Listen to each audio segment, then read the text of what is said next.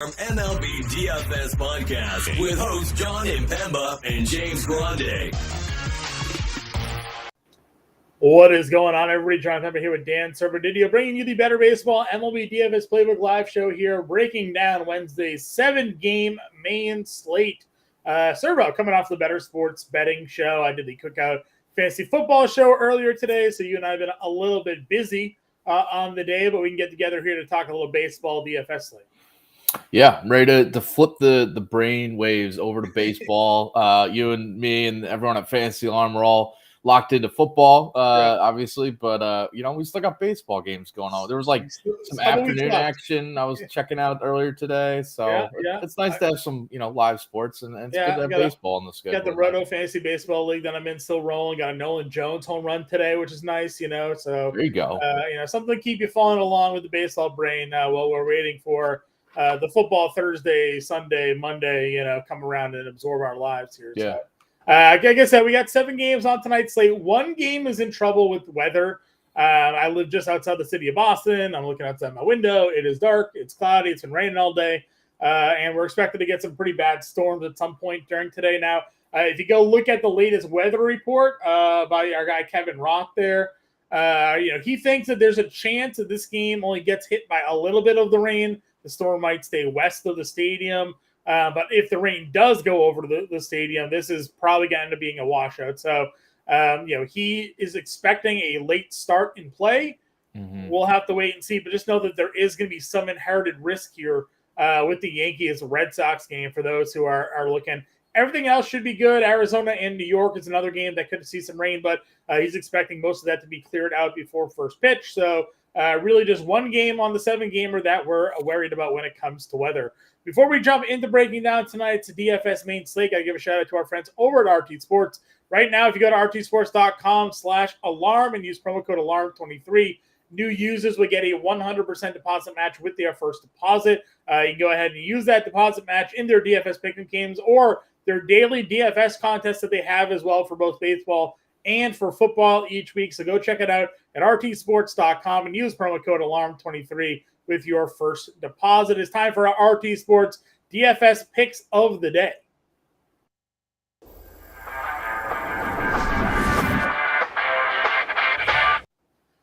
Taking a look at the RT Sports DFS pick'em board here.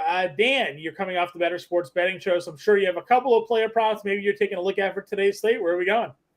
Yeah, my top one is Ryan Mountcastle over 1.5 total bases. Not on the main DFS slate, but it is there, 6:35 Eastern first pitch. But I think Mountcastle, we know he crushes left-handed pitching, absolutely smashes. He's got a lefty, Drew Rom, on the mound for St. Louis. So I'm just looking to target him, go over that 1.5. The other one I do like is if this game gets played, you got to always keep track. It's in the Yankees-Red Sox game.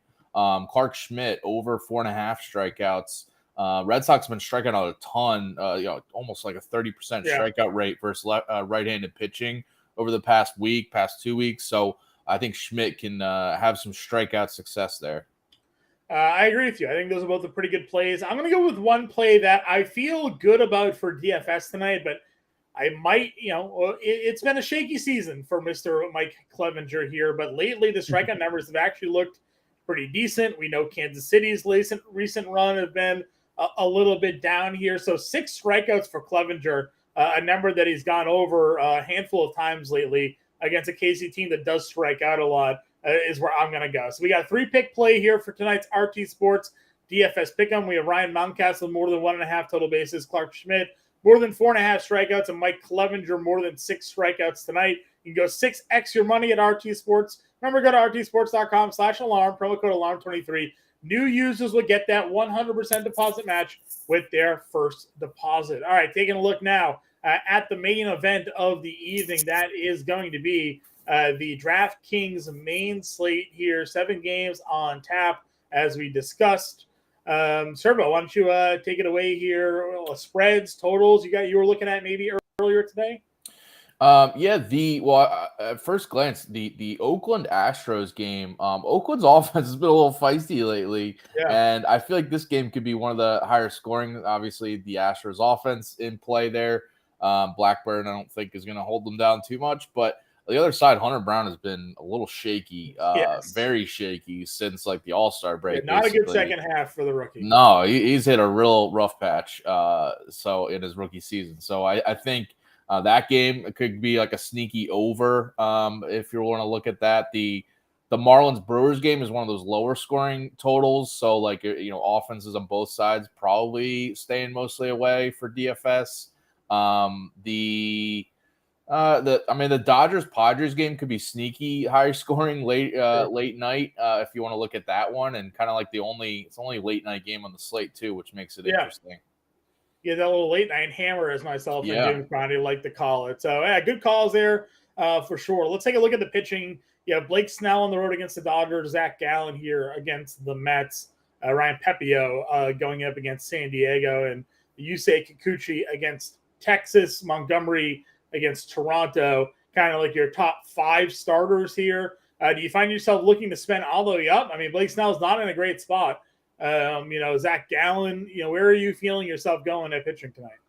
I know Snell has been he's been putting up the numbers, game to game, start to start. But I do think on the road at the Dodgers is a tough spot for him. And his walks are just so worrisome to me. Yeah. And and Dodgers are a lineup, they can make you pay if he walks multiple guys again, which he's been doing basically every start. Every start. Yeah. I mean, it's crazy. 7 walks, 5 walks, 4, 4, 4, 2, 2, 5, 3, 4.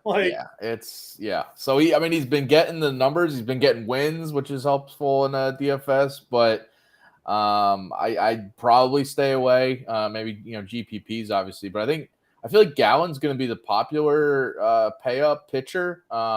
Should have a really good outing against the Mets, even though it's on the road. Yeah, and I think that's what we'll see a lot of people go when it comes to sort of spending up today as well. And again, you're looking at the matchups that you're trying to take advantage of here.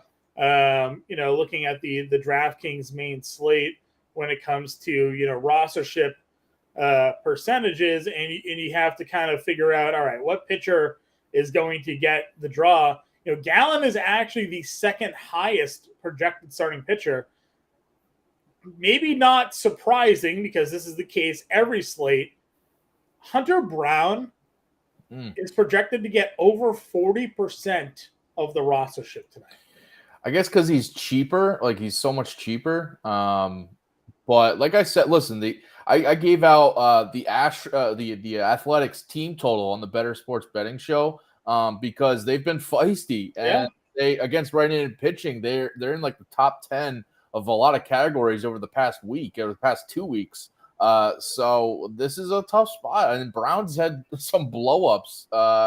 He's allowed 5+ runs, and I think 5 of his last 6 starts or 4 of the last 6 starts. I wouldn't trust him, even though obviously, on paper you're like, all right, against the A's at home. But we were both winners yesterday on the Better Sports Betting Show. You had the A's team total, the game total.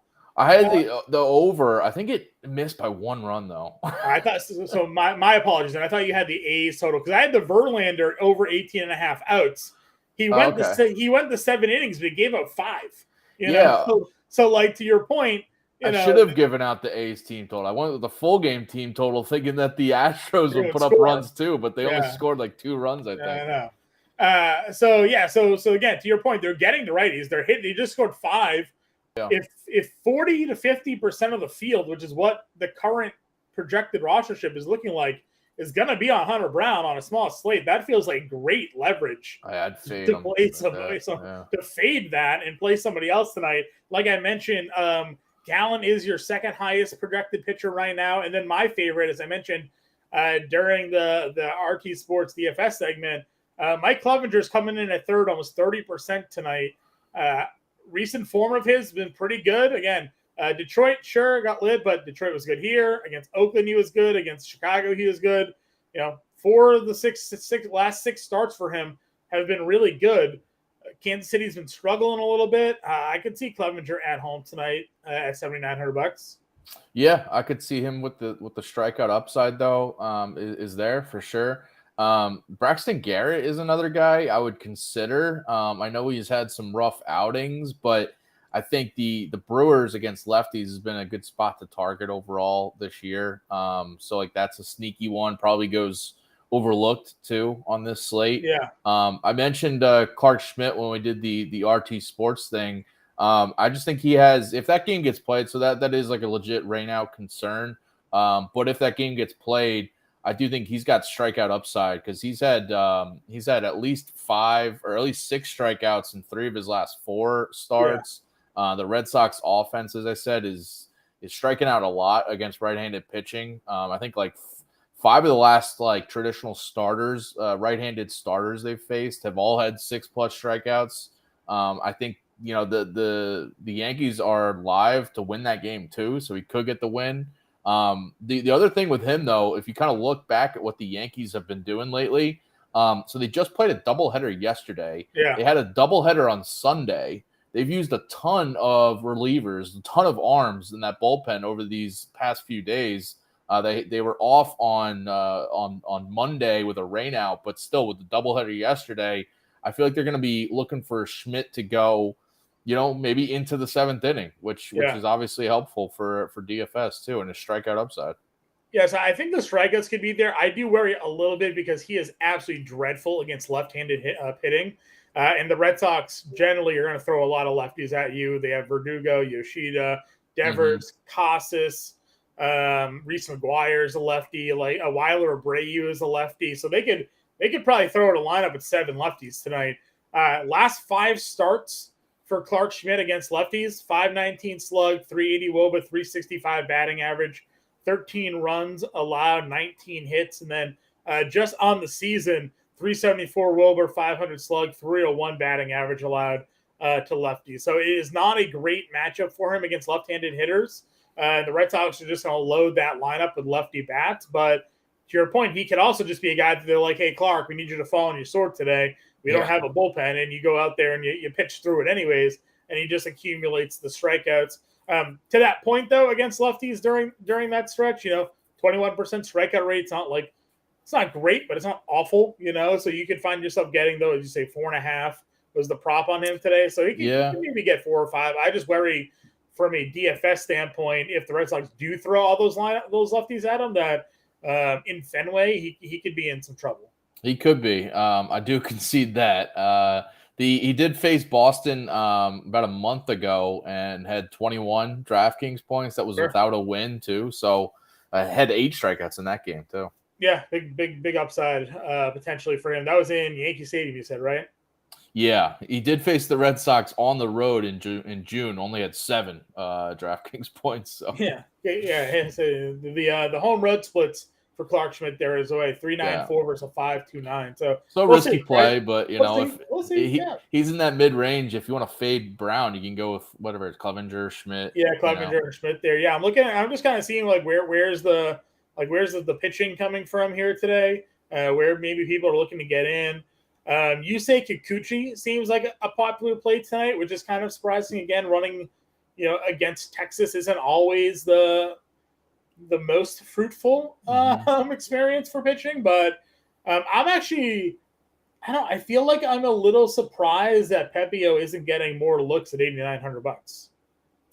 Yeah, I do think like the Padres offense is just so inconsistent. Like he could be a solid starter tonight, and he's been great. Like he's only allowed 2 total earned runs in his 5 appearances. Now he's faced Miami, Arizona, Cleveland. This is certainly going to be, skill wise, at least talent wise, it might be this toughest matchup. But he's coming in at under 5% tonight. So I think it's also probably baked into him being like more expensive than if people are going Hunter Brown. People are probably definitely are looking right past Pepio, and also like he is facing Snell. So like if you think Snell can get can anchor the Padres to the win tonight, then you kind of like take away if you take away a win for Pepio, then his upside goes down a bit, but. I could see that going either way. He could easily get the win. He's been really good. Yeah, that's what I'm saying. 2 earned total runs allowed, and since being called up here, if I read, didn't Toronto also struggle against left-handed pitching this year? Am I making that up? Yes. Yeah, I'm making that up completely. They've been really good against lefties. They have been really good. Okay. Yeah. Lately, it's the other way around. It's the other way around. Yeah, Okay. last 30 days they are 356 WOBA. Oh, okay. 16% strikeout rate the last 30 days. So they've been, David Schneider probably having a lot to do with that, that improvement. That guy has been hammering lefties here. Is it righties then that they've been pretty bad against this year? I know there was a specific split that Toronto It might have been righties. was Yeah. struggling. Yeah, righties a little bit worse, 250 average on the year. So I think they have a righty heavy lineup. So yeah, no. So nobody was on Montgomery today. I was seeing, where that was maybe going. Obviously, he's certainly also struggled a bit of late. But Rangers offense, Blue Jays offense feels like more people are leaning the Kikuchi realm here. So that's a look at pitching. Again, just sort of to recap, the field is getting to Hunter Brown. You and I are not really in on Hunter Brown, so it feels like on a smaller slate like this, a pretty good spot to be different. Maybe not necessarily saying to go out there and play Oakland, but might be a spot to play Oakland if 50% of the field is on Hunter Brown, and this man's got like a 8 ERA since the All-Star break. So, could be willing to go against him here. Let's move on over to catcher. We do have some people in chat. Mark in there. Hey, Mark, what's going on? Perfect game through 6 in his last out. Was that Schmidt? That was Pepio. Pepio, yeah, Pepio, right. So no one's on him, under 5%. So if you're telling me that 50% is playing Hunter Brown and 5% is playing Ryan Pepio, I'm gonna play the Ryan Pepio. So that's the way I'm going about it. Catcher here tonight. Again, William Contreras hits lefties pretty well, so I don't mind going there against Garrett if you're looking to spend up. Alejandro Kirk against Montgomery. I guess we just looked at the numbers. Toronto hitting really well against lefties. Feels like a pretty good spot at $3,200 to get some action into your lineup there. Yeah, I'm also looking, if you want to go further down, Shea Langeliers hitting 5th in that Oakland lineup. We're just talking about fading Brown. If you want to go, getting a 5-hole hitter, he's had some pop. He's got 3 home runs in his last 4 games. Homered again yesterday too. Yeah, this is actually a grande special because he hits righties better than lefties despite being a righty. So usually we look at these platoon splits. Langeliers on the year has 15 homers against right-handed pitching, a 216 ISO. Now, again, he doesn't have like the most stellar numbers in general, but versus lefties, it's only a 150 ISO. So a 60-point ISO bump against right-handed pitching for Shea Langeliers. So we've talked about the struggles. $2,700. If you're gonna get an A stack tonight, this will certainly be a pretty interesting spot, hitting 5, like you mentioned. Some other value plays again. Reese McGuire, 2,200 lefty against Clark Schmidt. Sebi Zavala is now on the Arizona Diamondbacks. They got rid of Carson Kelly. Gabriel Moreno's on the paternity leave right now. So, Sebi against Lucchesi, had a home run within the last 10 games for himself there. A guy that hit lefties okay when he was with the White Sox. So just a couple of punt options, but I like the Langeliers call just because we are so anti Hunter Brown today.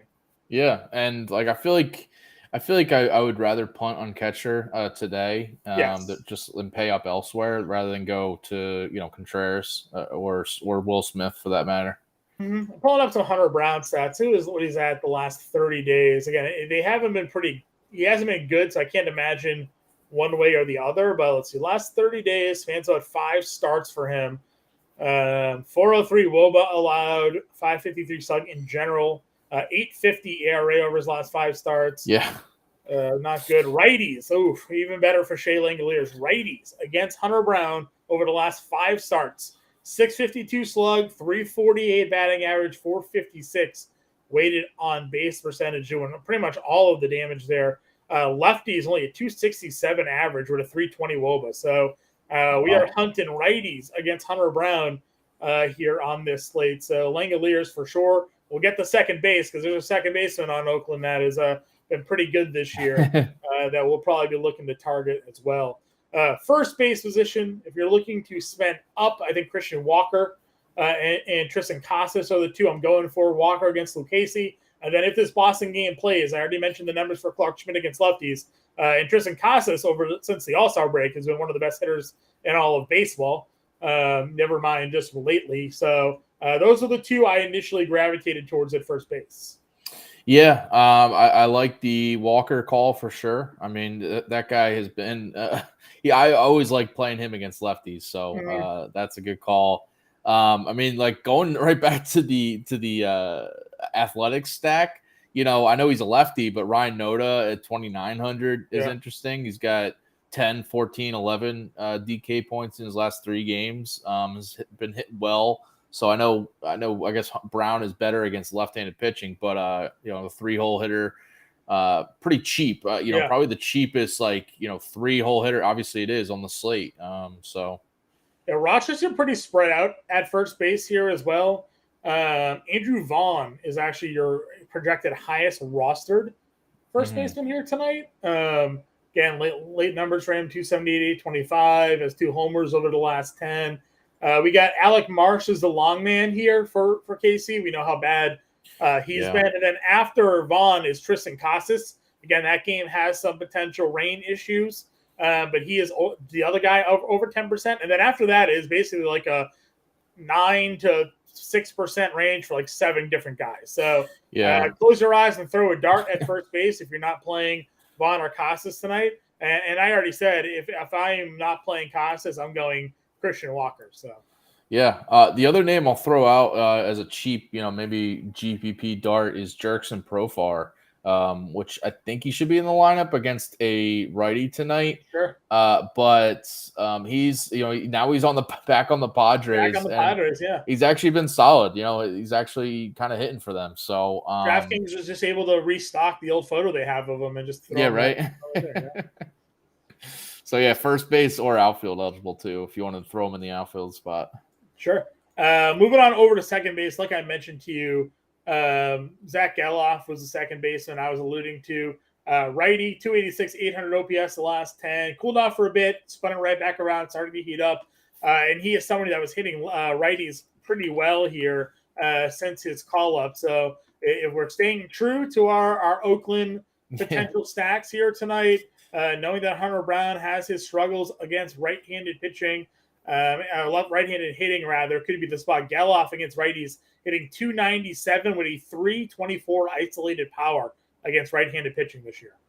Yeah, I love that play too. I mean, he's been hitting well too lately. Had another 2 hits, 2 runs last night against the Astros against Verlander. So I like Ketel Marte, 4,800 is a good play if you want, especially if you're playing Christian Walker. You want to try to do a little Diamondback stack. 100%.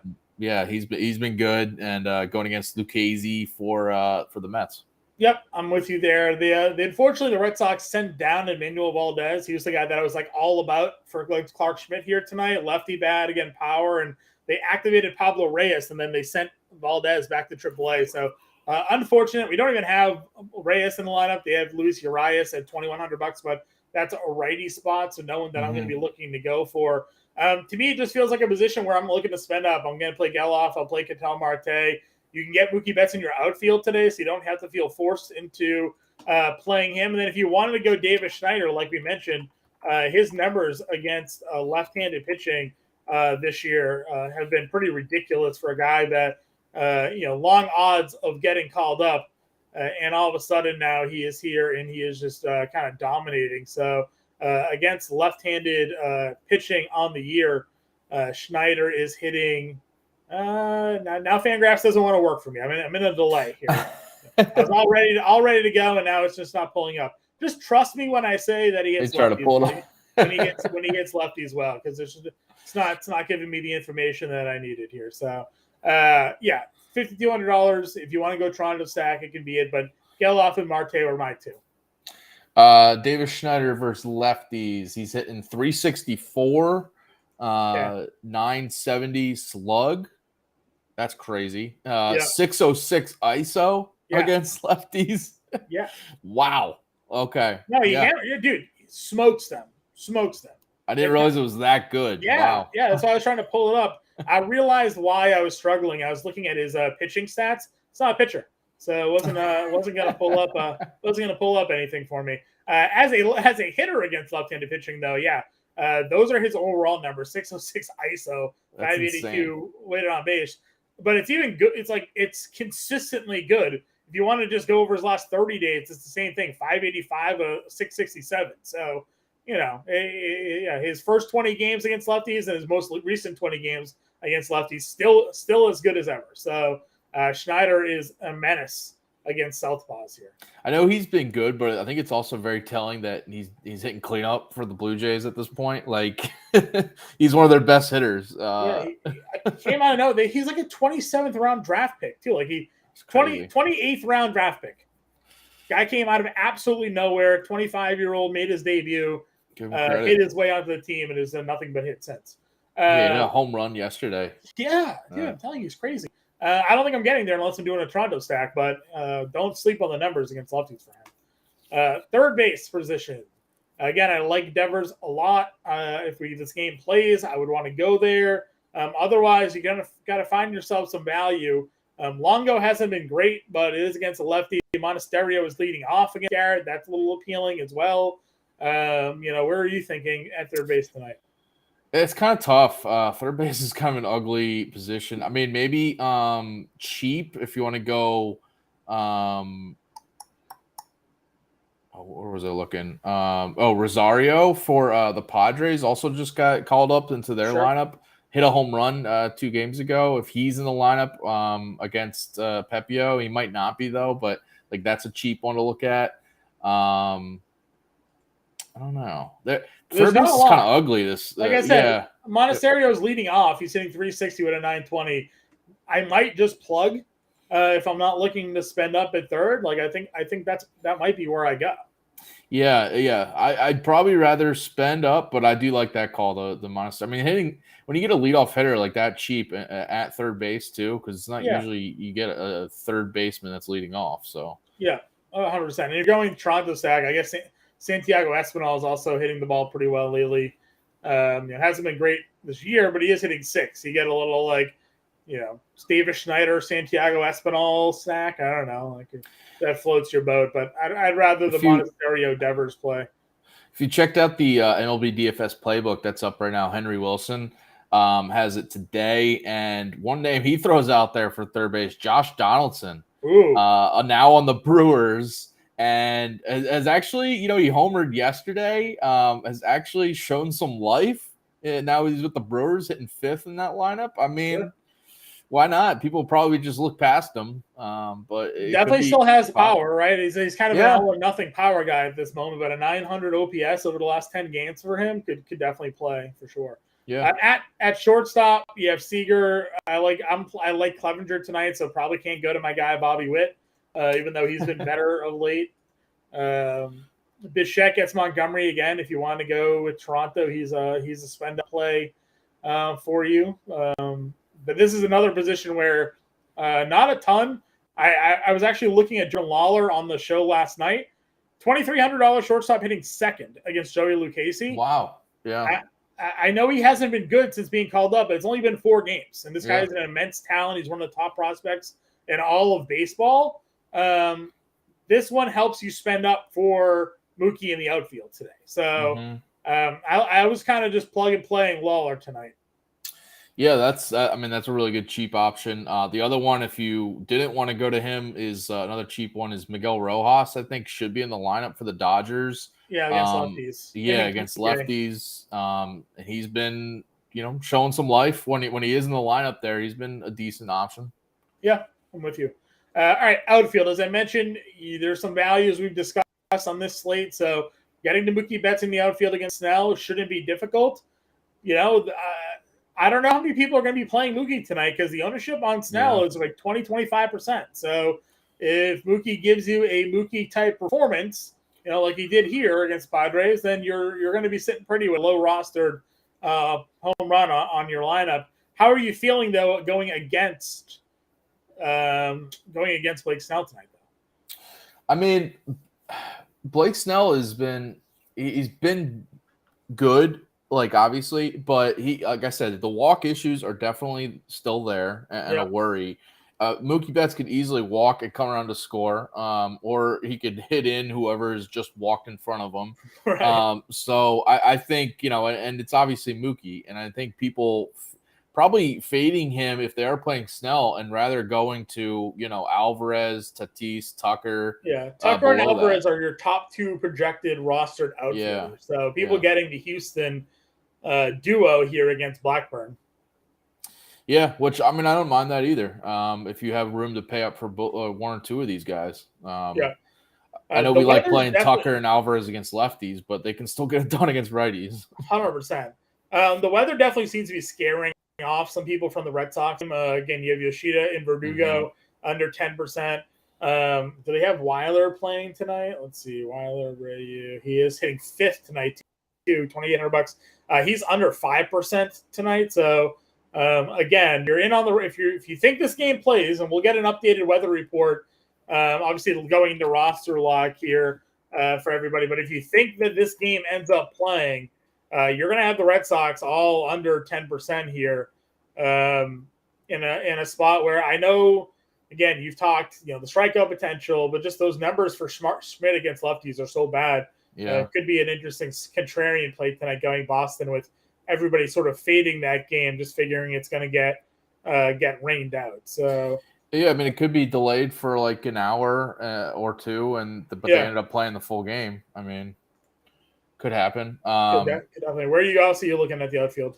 Well, I got to throw out the Oakland if you're looking at these Oakland bats, because there's a lot of lefties in the lineup, and we have a bunch of them at the outfield spot. Tony Kemp hitting leadoff at 2,800.